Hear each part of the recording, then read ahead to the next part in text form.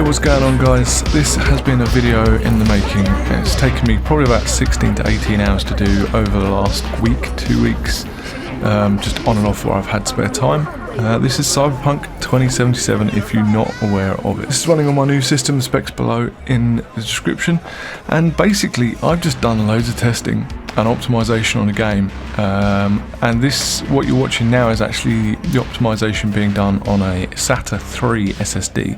And I can say that when we get into the actual benchmarking, I decided to change to using my M.2 PCI Express 4 SSD, which is the Western Digital Sn850x, I believe, which is just ridiculous when it comes to read and writes.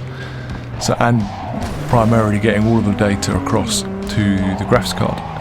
Not all games like the PCI Express SSD. I think it's still relatively new technology. When I put Call of Duty DMZ across to the PCI Express 4 SSD, it didn't like it. The frames crashed and it was just difficult to play the game.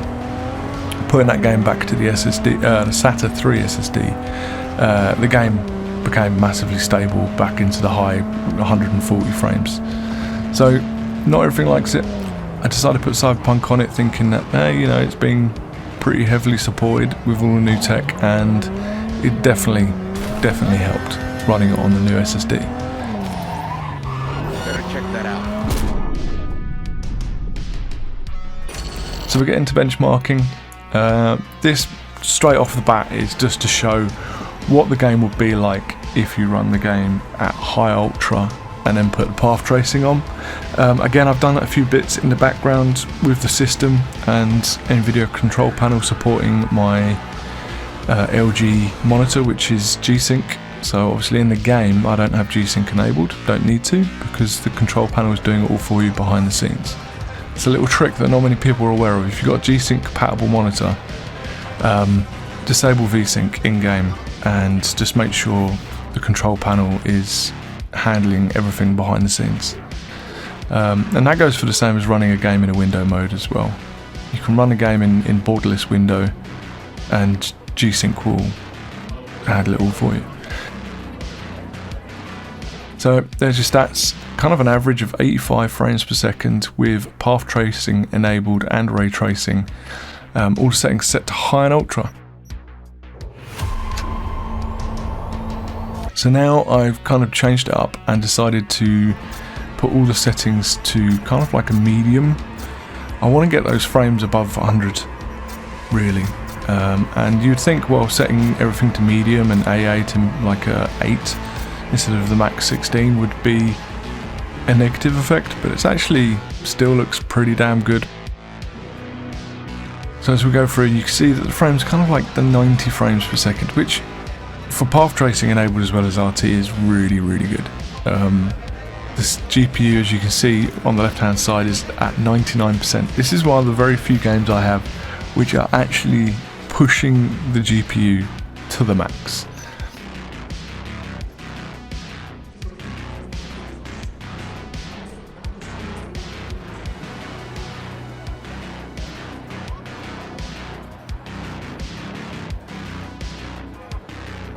Two more frames. So just by scaling it back to medium, I gained 2 frames. We're going to go into some gameplay. Going to load an old save. It's a 102 hour save at level 50. This is like right near the end of the game. So a few bits are sped up just to get through it. And you have to kind of load everything in with path tracing as well. But as you can see, the game running a lot higher frame than compared to obviously the benchmark. There's a lot of reasons for that, for people that aren't used to using benchmarks. Obviously we're at a very high point in the map, we're on the highway, and there's hardly any civilians within eyesight or around me, so there's less objects to kind of like load in, render in, process.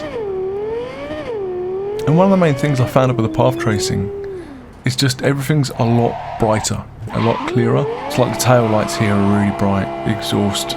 It's just, there's a lot of finer details that come to light, but really it's not much when you kind of like compare the two together, which we'll do later in this video. It's not much, I would say personally, that kind of outweighs one to the other really. But it is running pretty smooth. Just go through the gameplay and just really see how the game handles and how it looks, if I can find any weird artifacts or breakups in the game. I've been having a bit of trouble with my recording software. I run a bit of a custom codec as well.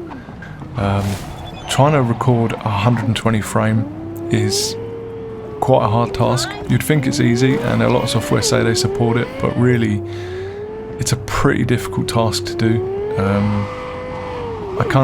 I am recording 120 frame. Obviously, to clarify this, there's been a few questions from other videos. Yes, my monitor is 144 frames. I prefer to cap that with Nvidia control panel to 120, and then recording as well 120. But all the games are set to maximize frames unlimited or to 144, and that's just. I'm not going to get into it in this video, but it's just a setup thing, performance-wise, and my own personal view about running frames above 120. And it also helps with like the recording and video editing. But my software is, every now and then it just has a moment where it likes to drop a bunch of frames for some reason. I'm trying to find the issue and where it is. As you can see, gameplay is butter smooth, well above the 60 frames, which is average for console, or max for console in some situations. And it's quite interesting how, with the path tracing and RT, you get that flare of brightness when you first look at something bright, and then it slowly dims back down to a bit like how your eyes would. If you walked out of a dark area into a light area, everything would be super bright until your eyes adjust. And note that in my settings I've got a lot of pedestrians, I've got a lot of different kind of like graphic assets going on.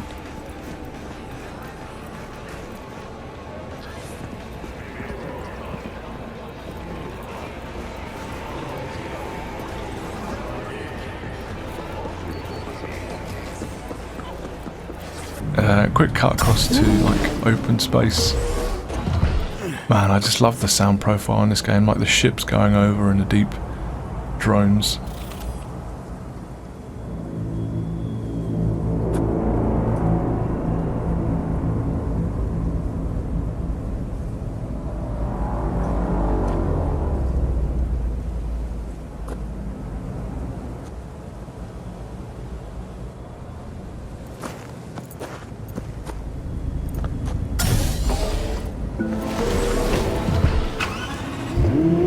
So as we come across to the centre of the financial district area, this is where you find the fish.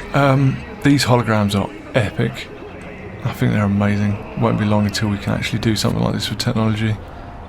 Really just a good example of how good this game is when it comes to graphics.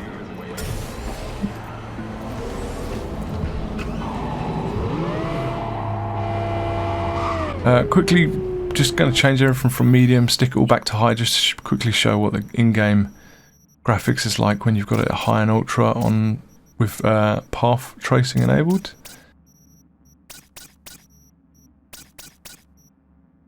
So the frames quickly dropped by a good 10 or so. They're kind of bouncing everywhere now because there's a lot for the system to do. So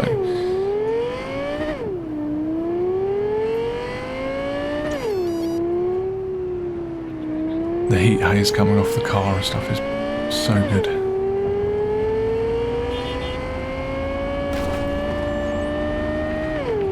So that's going to wrap up the gameplay of the path tracing. We're going to turn it off. We're going to put the game back to how I play it, which is with RT on Psycho, and pretty much the whole profile is Psycho. Every time I do this I go back to the main menu of the game because it's like resetting the graphics. Really, you should exit out of the game, load back into the game, but I found the best way is just go back to the menu, change it from there. And we're going to do a benchmark with this as well.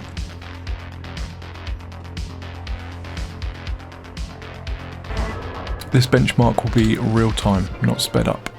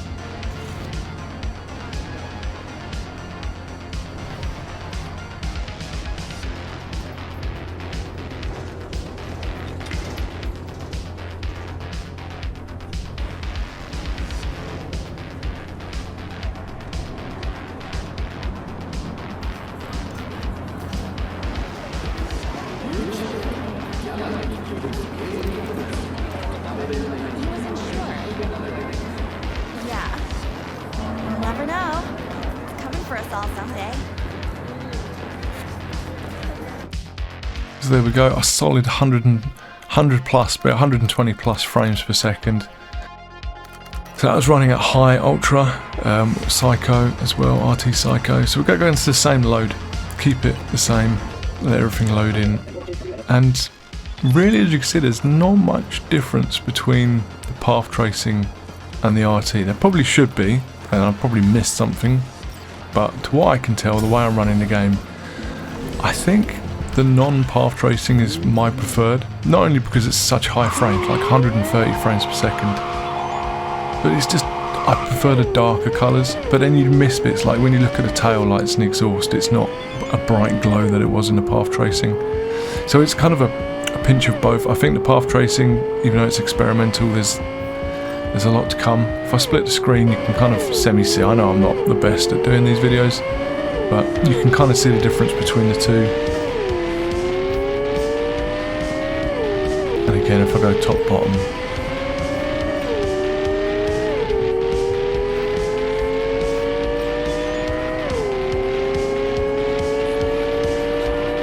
path tracing is 96 frames and the RT Psycho is 120.